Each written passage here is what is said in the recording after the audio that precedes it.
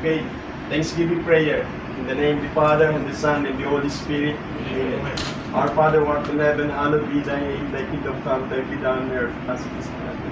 Give us this day our daily bread, and forgive us our sins, as we forgive those who sin against us. And lead us not into temptation, but deliver us from evil. Hail Mary, full of grace, the Lord is with thee.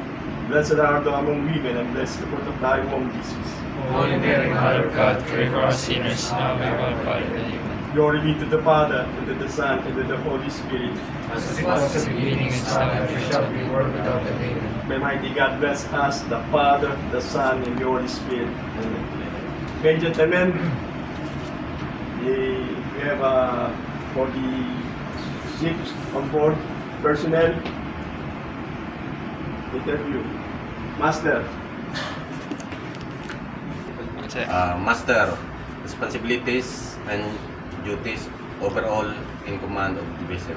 okay, Chief Officer, Chief Officer, second in command of the vessel, responsible for cargo operation and safety and security of the vessel. okay.